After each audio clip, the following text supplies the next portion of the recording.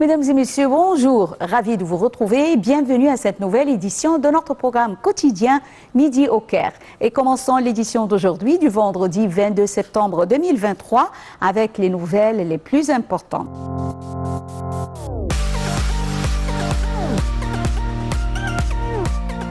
Eh bien, le président Abdel Fattah el-Sisi s'est entretenu à Abu Dhabi avec son homologue des Émirats arabes unis, Cheikh Mohammed bin Zayed. Les deux chefs d'État se sont déclarés fiers des relations fraternelles robustes entre l'Égypte et les Émirats arabes unis au niveau des deux directions politiques et des deux peuples frères, se reflétant sur une coordination étroite entre les deux États dans le but de soutenir la stabilité de la région arabe, en particulier en cette étape où se multiplient les défis internationaux et régionaux, a déclaré M. Ahmed Fahmi, le porte-parole de la présidence égyptienne. Un commentaire. Le président Abdel Fattah el-Sisi s'est entretenu à Abu Dhabi avec son homologue des Émirats arabes unis, Cheikh Mohammed bin Zayed. Les deux chefs d'État se sont déclarés fiers des relations fraternelles robustes entre l'Égypte et les Émirats arabes unis au niveau des deux directions politiques et des deux peuples frères, se reflétant sur une coordination étroite entre les deux États dans le but de soutenir la stabilité de la région arabe, en particulier en cette étape où se multiplient les défis internationaux et régionaux, a rapporté Ahmed Fahmi, porte-parole de la présidence égyptienne. L'entretien a porté sur les moyens de consolider les relations bilatérales à plusieurs niveaux, notamment en ce qui concerne la stimulation de la coopération en matière d'économie, d'investissement commun et d'échanges commerciaux, ainsi que sur le renforcement de la coopération dans plusieurs domaines de développement en faveur des intérêts des peuples des deux pays, a ajouté le porte-parole. Il a ajouté que le président el-Sisi a présenté ses félicitations aux Émirats arabes unis pour la réalisation qu'ils ont accomplie dans l'espace, où un astronaute émirati s'était embarqué pour la mission spatiale la plus longue pour un arabe, souhaitant davantage de progrès et de prospérité aux Émirats. La réunion présidentielle a passé en revue les récents développements régionaux et les questions d'intérêt commun.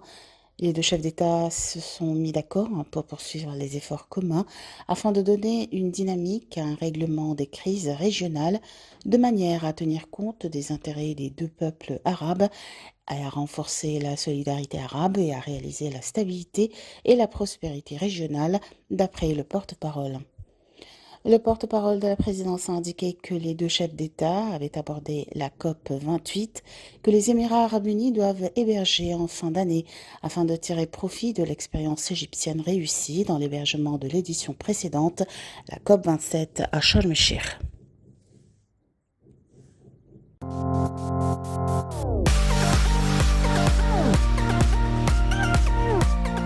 L'Égypte a souligné l'importance de l'engagement de la communauté internationale à l'accélération du rythme de réalisation des objectifs de développement durable ODD face aux crises internationales successives qui ont perturbé le processus de développement international et ses acquis ces dernières années. Le point. L'Égypte a souligné l'importance de l'engagement de la communauté internationale à l'accélération du rythme de réalisation des objectifs de développement durable face aux crises internationales successives qui ont perturbé le processus de développement international et ses acquis ces dernières années. Les crises en question ont également mené à la baisse des taux de croissance mondiale, à la hausse des taux d'inflation, à la fluctuation des flux d'investissement, au recul de la sécurité alimentaire et énergétique et à la détérioration des dettes des pays en développement. Ces propos ont figuré dans l'allocution de l'Égypte donnée lundi par le ministre des Affaires étrangères Sameh Shoukry devant le sommet des objectifs de développement durable, dont les travaux se sont ouverts au siège des Nations Unies à New York. M. Shoukry a présidé la délégation égyptienne participant à cet événement en présence de la ministre du Plan et du Développement économique, El Saïd. Le ministre des Affaires étrangères a jugé impératif de prendre des démarches immédiates pour renforcer les capacités des banques multilatérales de développement à offrir le financement nécessaire au développement en fonction des priorités nationales des pays en développement, de mettre en exécution les obligations des pays développés, y compris leur soutien à une transition équitable, à la croissance verte, et d'activer les ententes conclues lors de la COP27 à Sharm el-Sheikh au sujet du fonds des pertes et dégâts, selon le porte-parole. Le communiqué de l'Égypte devant le sommet a passé en revue les priorités de l'Égypte pour mettre en œuvre son agenda pour le développement Vision Égypte 2030, y compris l'initiative Vie décente, notant que l'Égypte se concentrait sur le développement des ressources humaines.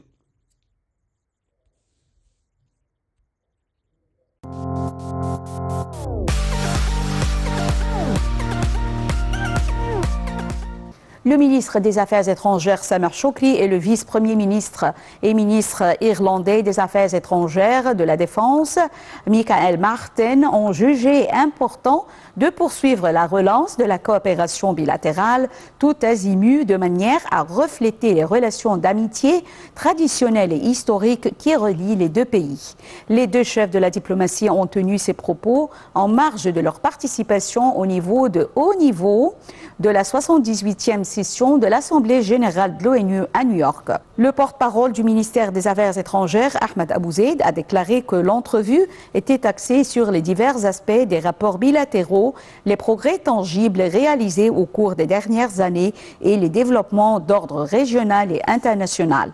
Les deux ministres, a-t-il noté, ont discuté du renforcement de la coopération économique, soulignant que M. Choukri a affirmé en ce sens l'importance du volet investissement dans les rapports reliant les deux côtés, et ce, à la lumière des opportunités prometteuses non exploitées dont dispose l'Égypte dans plusieurs secteurs, avec en tête les énergies renouvelables et les communications.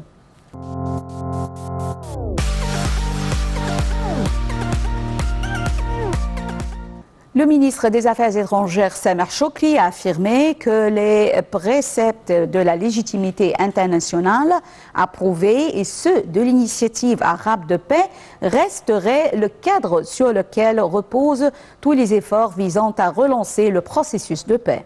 Choukri s'exprimait lors de la réunion ministérielle sur le relancement des efforts de soutien du processus de paix au Proche-Orient, tenue en marge des travaux de la 78e session de l'Assemblée générale de l'ONU à New York, selon le porte-parole du ministère, Ahmed Abou Zeid. Il a noté que toute vision prospective à cet égard ne doit se reposer que sur l'établissement de deux États, celui palestinien indépendant aux frontières de 1967, ayant comme capitale El-Quds. Cet entretien a été convoqué à la demande de l'Union européenne, la Ligue arabe et l'Arabie saoudite, avec la participation de l'Égypte, de la Jordanie et près de 50 pays membres de l'ONU.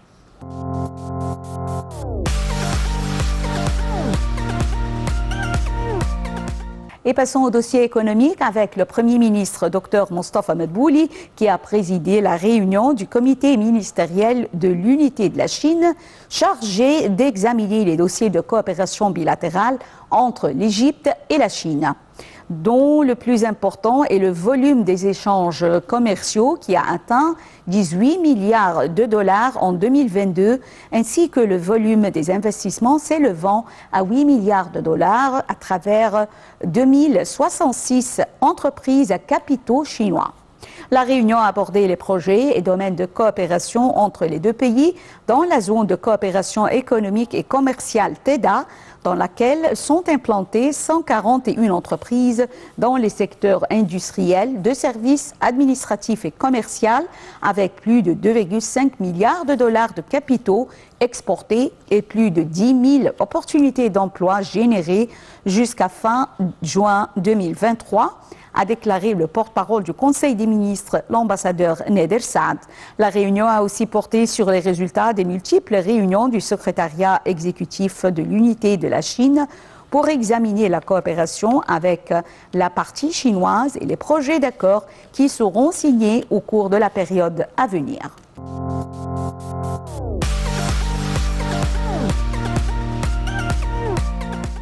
Et enchaînant avec le ministre des Affaires étrangères, Sameh Shoukry, qui a salué la croissance du volume d'échanges commerciaux entre l'Égypte et la Croatie, qui ont doublé pour atteindre près d'un demi-milliard de dollars grâce aux exportations égyptiennes de gaz et d'ammoniac en 2022, exprimant son souci d'accroître de plus les échanges commerciaux entre les deux pays.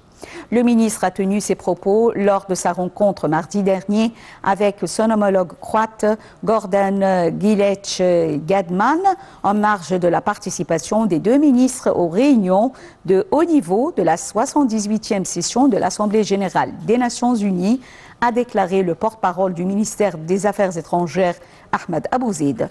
La réunion a porté sur l'organisation d'un certain nombre de visites de haut niveau entre les deux pays, notamment l'invitation adressée à M. Shoukry de se rendre en Croatie dans le but de tenir des consultations politiques à Zagreb et l'invitation du ministre croate à participer à la prochaine session du Forum d'Aswan pour la paix et le développement durable, a ajouté M. Abouzeid.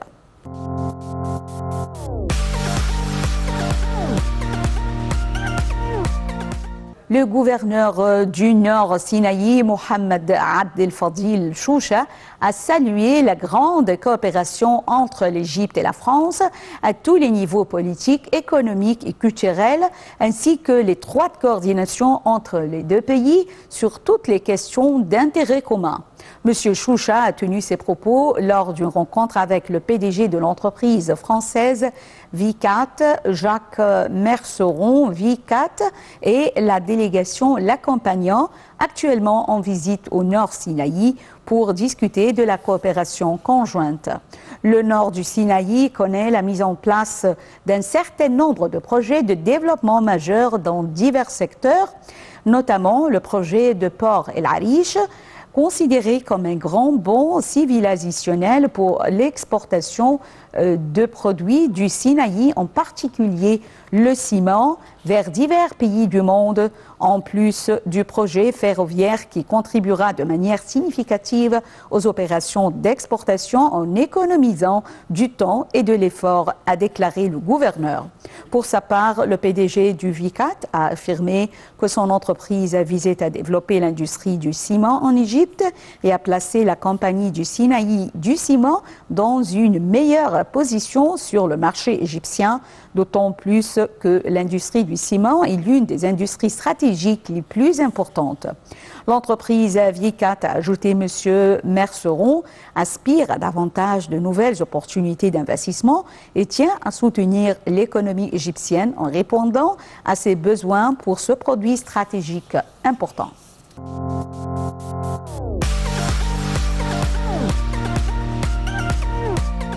Le gouverneur de Port Saïd, Adel El-Ghadban, s'est réuni avec l'ambassadeur de Pérou en Égypte, José Jésus Guilmero, pour discuter de la coopération bilatérale. Le gouverneur a indiqué que le gouvernorat connaissait actuellement une forte demande de la part des sociétés d'investissement mondiales pour la mise en place de méga-projets. Port Saïd est le point de départ de grands projets nationaux mis en œuvre par l'État afin de réaliser le développement durable, a-t-il noté. Le gouverneur a passé en revue les projets industriels au sud et à l'est du gouvernorat et les nouvelles entités économiques qui contribuaient à soutenir le marché local.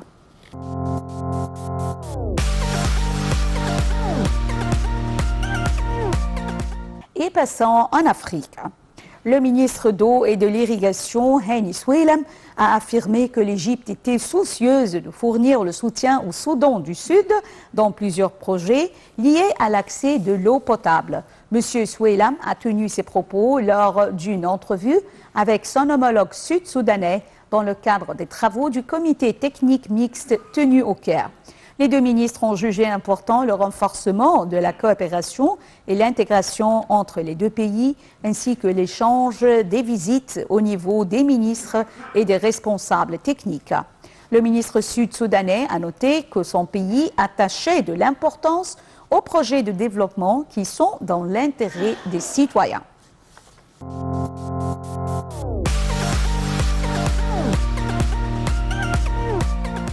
Un navire appartenant à la marine égyptienne est arrivé au port Soudan, transportant des centaines de tonnes de secours, notamment des vivres et des fournitures médicales envoyées par le Croissant Rouge du Koweït, la Ligue arabe, le Croissant Rouge d'Égypte et l'ambassade du Soudan en Égypte aux zones les plus nécessiteuses du Soudan.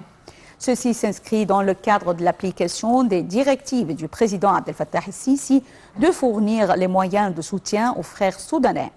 Pour leur part, les responsables soudanais ont exprimé leur pleine appréciation pour les efforts déployés par le gouvernement et le peuple égyptien afin de surmonter toutes les épreuves auxquelles est confronté le peuple soudanais.